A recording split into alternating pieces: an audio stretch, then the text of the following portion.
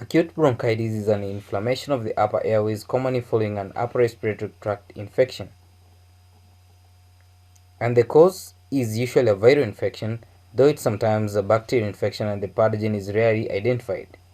Acute bronchitis is frequently a component of an upper respiratory tract infection which is caused by rhinovirus, parainfluenza, influenza A or B, respiratory syncytial virus, coronavirus, or human metapneumovirus.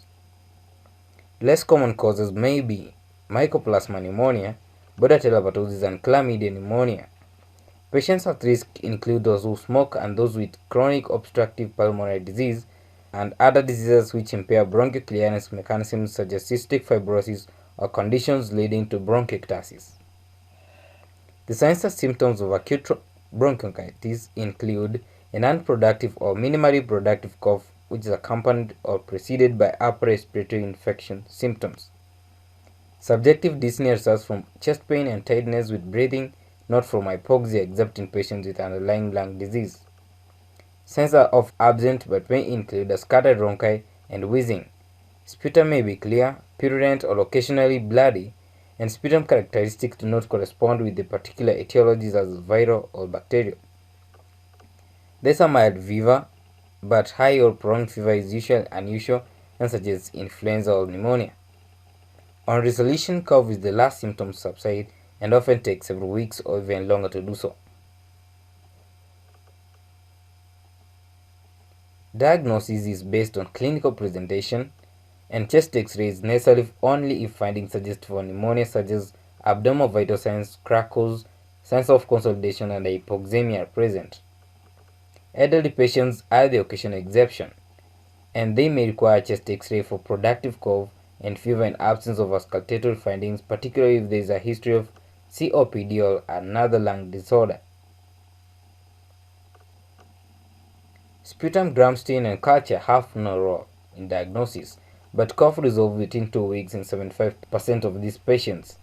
And patients with persistent cough should undergo a chest X-ray, evaluation for pertussis with a culture from nasopharyngeal secretions, and non-infectious etiologies such as nasal drip, allergic rhinitis, or cough variant asthma may be needed.